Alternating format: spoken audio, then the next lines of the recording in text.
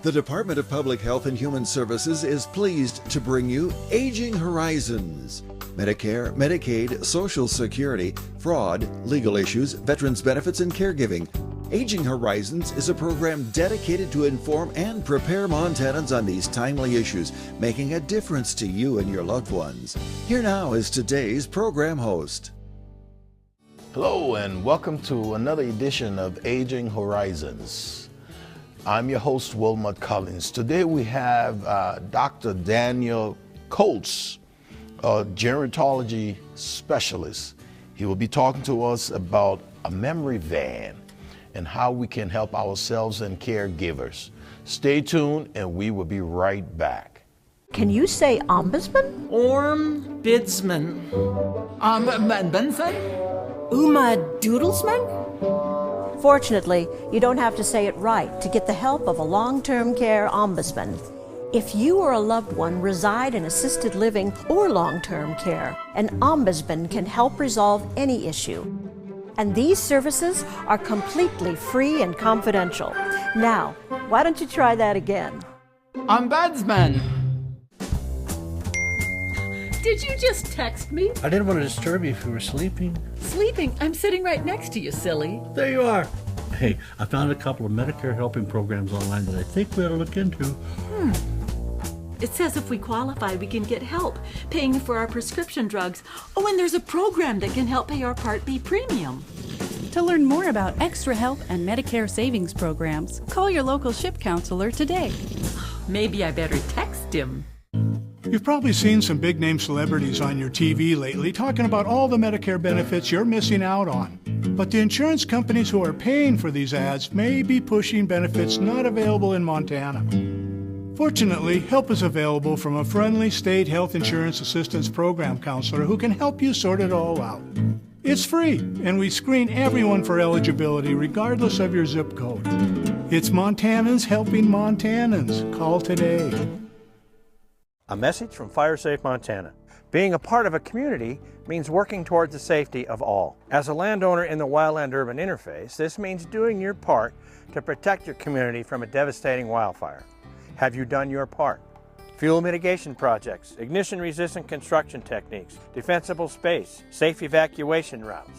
FireSafe Montana and your local fire authority can help. This message brought to you by FireSafe Montana and aired by the Montana Broadcasters Association. We're back, and this is Aging Horizons, a program brought to you by the Montana Department of Public Health and Human Services. We have as our guest today Dr. Daniel Coates of the Montana State University. He's a gerontology specialist. Dr. Coates, welcome to the program. Thank you very much.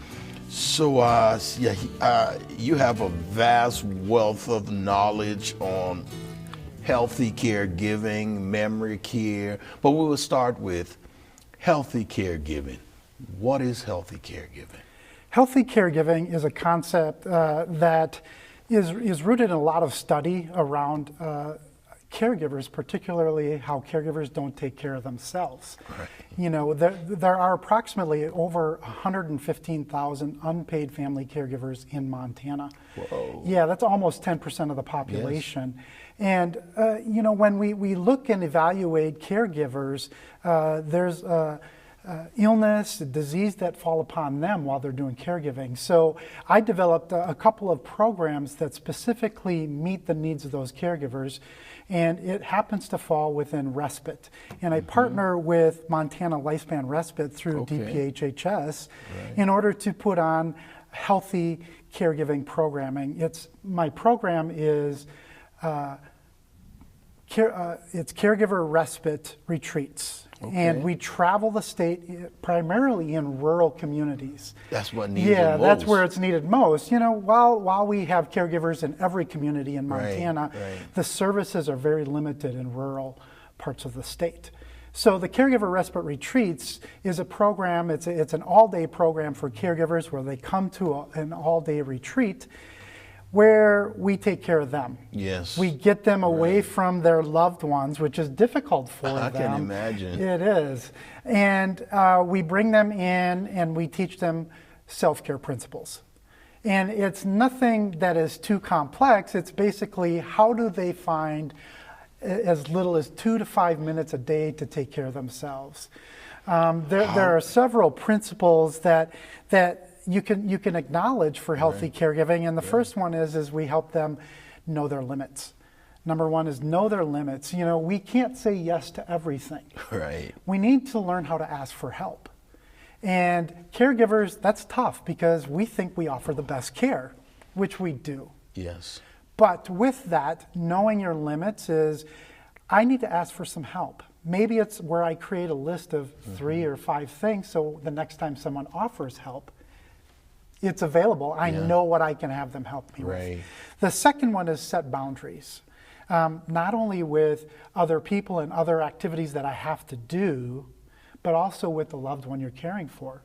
We can't be everything to them all the time. We need to find ways to incorporate our healthcare professionals. And sometimes we're not even aware we're doing it. No, no, not at all. I mean, caregivers, like I said, they give of themselves so much that they don't take time for themselves. So the self-care principles that we're trying to teach them is we've got to take care of ourselves. Prioritize self-care, exactly what we do in the retreats. One of the modules, we actually do activity learning, and one of the modules that we actually work on is creating a sugar scrub. And what that is it's a scented hand scrub. It's just something very easy. You could go buy it, but it's something that they can create using sugar and olive oil that they have at home, and maybe some essential oils, you know, their favorite scent that they can drop in there. And we tap into their senses. We engage our sense of smell, our sense of touch, and we find it relaxing. So we engage with that activity. That's one of our opening activities in the day. And we prioritize how they can use this when they go home. And we find that caregivers really enjoy engaging their senses because it recalls happy memories. And it's important for them to engage in self-care. So the number of activities we do at a day-long retreat are very beneficial for their self-care. They also need to stay informed. You know, things are changing around what is available for caregivers. And one of those things that I like to talk about is food insecurity or food preparation. I have another program through Montana State University Extension where we provide 1 box of 5 meals for caregivers.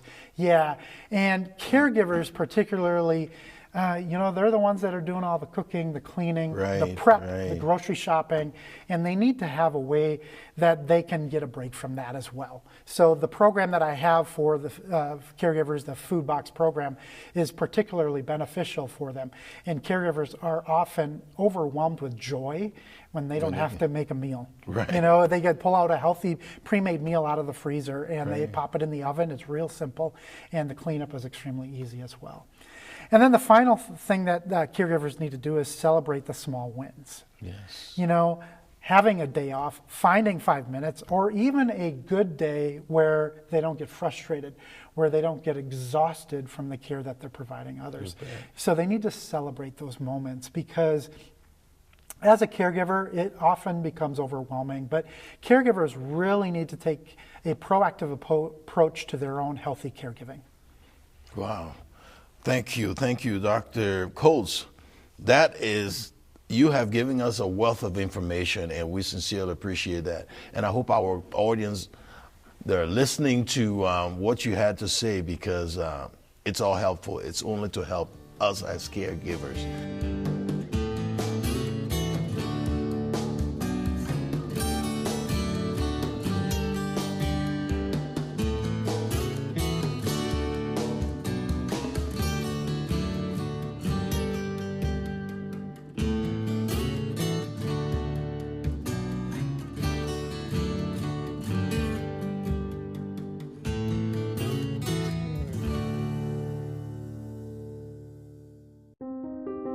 Elder abuse is a growing problem, and it's happening right here in our Montana communities. At least 1 in 10 older adults are victims of physical or emotional abuse, financial exploitation, or neglect. To get help or report elder abuse, call your local area agency on aging or Adult Protective Services at 1-844-277-9300. Every 65 seconds, someone is affected with Alzheimer's or other dementias. Many become isolated at a time when help is most needed. If you or someone you love is affected, help is available, both for people with memory loss and their caregivers. Memory loss can feel frightening, but you are not alone. Call the free 24/7 Alzheimer's Association helpline, 800-272-3900, for guidance and support. You mean I can get help paying my prescription drug premiums? Let me get this straight. I could be eligible for help with my family's prescription premiums even though I own my own home? And our assets won't be counted. If you're a Montana resident enrolled in the Medicare prescription drug program, you could be eligible for help paying your premiums. Call or visit the Big Sky RX website today to find out, even if you think you're over income. What do you know about that? I'm eligible. When I found out it was diabetes, my first thought was, Barb, you need help. You have to take control of this. There is help. My doctor gave me a phone number. I called and signed up with a diabetes educator. There is help. I have to put blinders on when I walk past the bakery counter. I can feel my blood sugar go up. You succeed a little at a time. If you have diabetes, help is available. You do not have to do it alone. Ask your doctor about diabetes education or visit montana211.org. We're back, and we've been talking to Dr. Daniel Colts of Montana State University, a gerontology specialist. He's been talking to us about healthy caregiving. We're now going to look at memory loss and how do we deal with dementia. Dr. Colts, you have a program on memory loss, how we deal with dementia. Please tell my audience, how do we do that? Yes. You know, with my engagement of caregivers across the state, one of the primary issues that they face is caring for a loved one with memory loss. Right. So within that process, I found that most people are uninformed of what memory loss is, or they don't simply want to engage in the discussion about dementia. Right. We fear it. Yeah. You know, there's a lot of unknowns with dementia and memory loss. So in response to that, I developed a program about a year ago in relation to how do we educate these rural communities, as we were talking about for caregivers, how do we educate individuals in rural communities on memory loss and dementia? So I developed a program where we actually take MSU's health unit, it's a HERB, it's a Health Education Research bus. Okay. It's a camper, and we travel around the community. It's got this great wildlife outside wrap on it, and it's a great conversation starter. But along with that, we engage folks in talking about memory loss. And the program started really small. We traveled the whole western side of the state. And while we were in communities, we found 3 major issues that people are unaware of. First of all, it's the 10 warning signs. What are the warning signs of whether or not I have forgetfulness? Because we all have forgetfulness. I forgot my keys or where they were this morning. Right. But if it goes deeper than that, if it disrupts our daily life to the point where we become panicked, we just disengage from what we're supposed to actually be doing, is a sign of memory loss. So there are 10 warning signs. So we've developed, along with other research information on the 10 warning signs of memory loss. Another thing that people are unaware of, the different types of dementia that exist. Alzheimer's disease is a form of dementia, and it's the number 1 type of dementia. And people in our communities, for the most part, are unaware of what that is. They always think, I have Alzheimer's, and in reality, they have a form of dementia. And so we're out there, we're engaging folks and talking about the 10 different types of dementia and how that might relate to what they're experiencing. Another thing that was brought to my attention is these caregivers, they get frustrated with people, particularly when they begin to sundown in the afternoons. Their loved ones, in some cases, get uncontrollable. Yes. And there are certain communication tips that we can provide those caregivers on how to deal with individuals who are sundowning. Right. So we're engaging in all that, and there are so many other areas, topic areas that we need to engage in to help educate the communities on how to work with memory loss. But what's exciting about this is Montana AARP has partnered with us this year to provide our operating expenses. Oh, wow. Yeah, and in addition, we are working right now on hiring a program manager to run that program year-round. So I have been running it primarily just in the summer, spring, summer, fall, while we could drive the camper around the communities. But we're also engaging communities in bringing these topics in special education sessions. We have the camper, Herb, the bus with us, and we're able to engage people in the communities inside that camper. And it is exciting because if it's, there's rain or if it's cold, they can walk right in. They can walk right in, and we can have a discussion with them, and we have great discussions to support them. And with that, we believe that if we know or we can detect or diagnose memory loss or dementia early in the cycle, we can live well with it. And that's a concept that has been gaining steam nationwide, that it's not a death sentence immediately, but we can continue to live life even while we're struggling with dementia. There's a couple things that are key in living well with it. The first thing is focus on individuals' abilities and their strengths. Often we want to, you're not remembering this or you're forgetting that. But we can focus on their strengths because we can still do things in the midst of living with dementia. The second one is maintaining connections. Connection is key, not only socially with each other, with family, but just in all of the activities that we used to do. Staying connected with all of those things help us live well with dementia. And thirdly, finding support. Finding support from other family members. Support matters. It does matter. Don't stay isolated.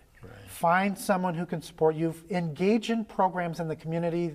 AARP, Montana Alzheimer's Association, Montana DPHHS, all have resources available to help people live well with dementia.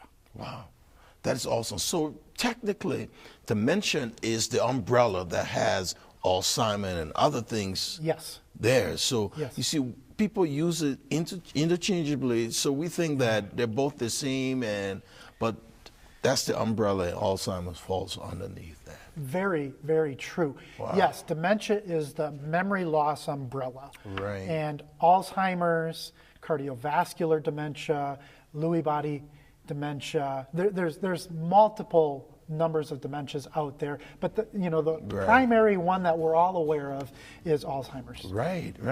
Well, thank you, Dr. Colts. We will be right back. We've been talking to Dr. Colts of Montana State University, a gerontology specialist. Ladies and gentlemen, stay tuned, and we will be right back.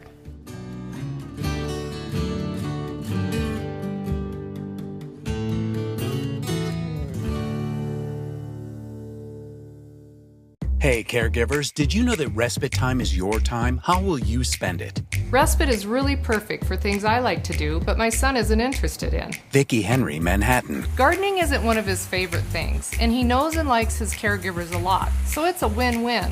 Or even something as simple as a bike ride becomes possible when I know that someone I trust is with him. Montana Lifespan Respite. Respite for caregivers. It's okay to need it. It's okay to want it. It's okay to get it. It's good for both of us. I think the most pleasant surprise when we turned 65 and signed up for Medicare Part B was finding out about our Welcome to Medicare preventive visit. It was free, and it gave us the opportunity to visit with our doctors and establish a plan for our health going forward. They reviewed our medical history, measured our height, weight, blood pressure, and counseled us on other risk factors. To learn more about Medicare's free or low-cost preventive and wellness benefits, call your local SHIP counselor at 800-551-3191. I mentioned it's free, right? Twice. I've been shooting since I was young. It's something I've always enjoyed. I wasn't feeling like myself, when my friend noticed. He asked if he could hold onto my guns temporarily. At first, I was a little shocked, but then I agreed. I think he saved my life that day.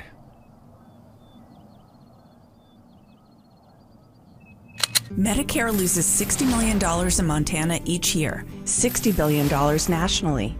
Medicare processes 4.5 million claims a day. They don't know who your doctor is, but you do. Mistakes can happen. Read your Medicare statements and call Montana Senior Medicare Patrol if you see anything unexpected. 1-800-551-3191. This project is supported by a grant by the Administration for Community Living. We're back, and we've been talking to Dr. Daniel Colts of Montana State University. He's been talking to us about dementia, caregiver, how we can help ourselves, caregiver self-care, and now we're talking about kinship caregiving. Because sometimes, we have relatives taking care of us, and we need to be able to do that properly. So, Dr. Colts, thank you so much for all this valuable information. And so what is kinship caregiving? Kinship caregiving is where a family member takes in a child of another family member and takes basically full-time care of them. Mm-hmm. Sometimes it'll last for 6 months or a year, and they're able to go back to the family. Right. However, there are circumstances where, unfortunately, parents are incarcerated. There is alcohol and drug addiction, and in the very unfortunate circumstances where they pass away. And those children, rather than going into the foster care system, they end up going with, most commonly, a grandparent. Right. A grandparent's raising a grandchild, an aunt and uncle raising a niece or nephew, or even a sibling in some cases. Right. And I've engaged a lot of these kinship caregivers throughout the state with my caregiving programs. Oh, wow. However, in 2002, my predecessor developed the Grandparents Raising Grandchildren program at Montana State University Extension, which was primarily a support group program and an information and referral service outlet for kinship caregivers. And it has evolved over the last 5 years into more of a case management program at Montana State University Extension under my direction. And we have a program manager who primarily focuses on following up with caregivers in these circumstances. Right. There are approximately 21,000 children in these family systems in Montana. In Montana alone. And there is great need, particularly because of the transition, the struggle with transitioning into a grandparent's home. It's not their family home until now. And the other struggle is the grandparents or the aunts and uncles. Many of them have to adjust. They have to readjust because their children have been grown and moved out of the home. And now all of a sudden they've got, in many cases, young children coming back into their house.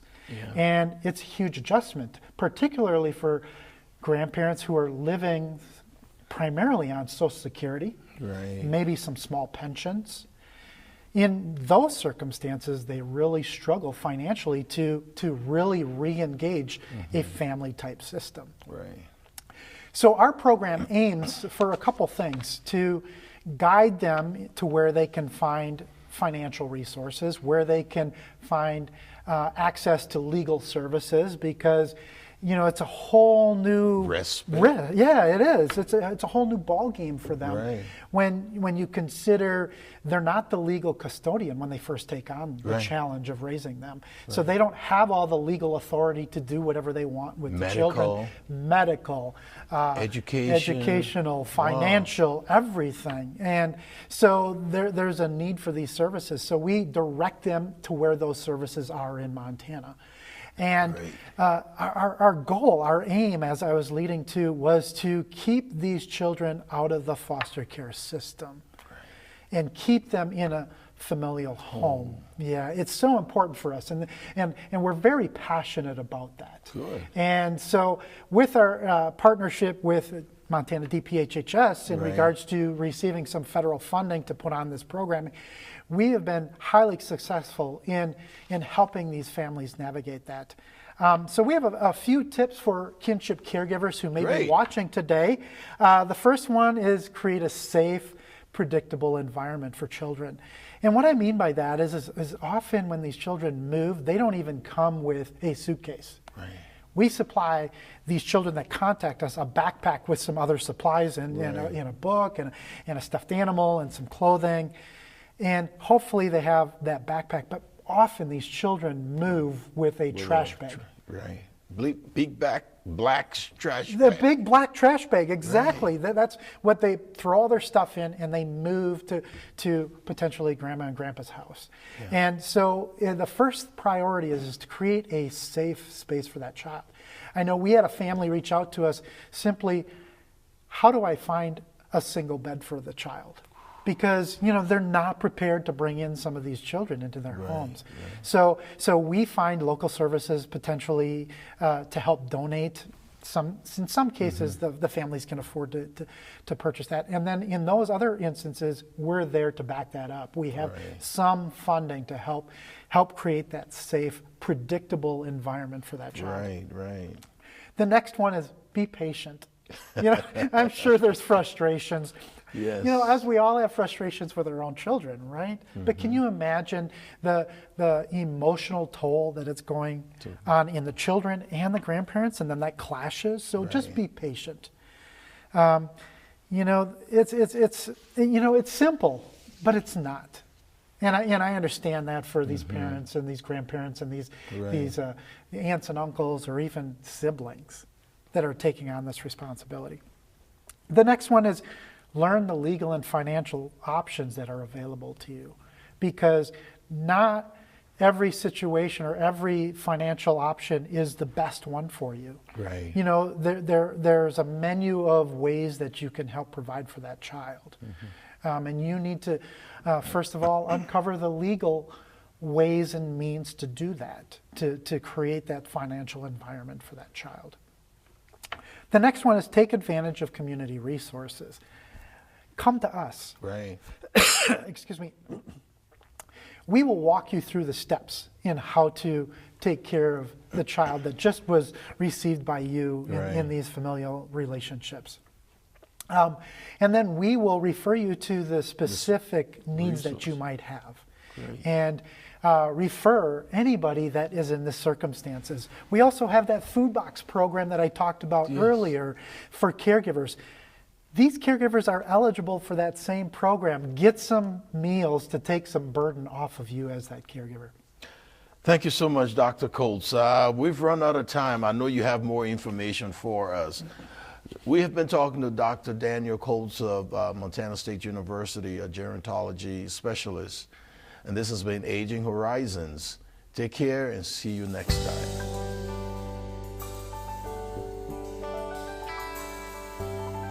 Special thanks to the Department of Public Health and Human Services for their continued support. Hosts on Aging Horizons are program specialists at the Montana Office on Aging. Production facilities provided by Video Express Productions. For more information about Aging Horizons, call the Department of Public Health and Human Services toll-free at 800-332-2272.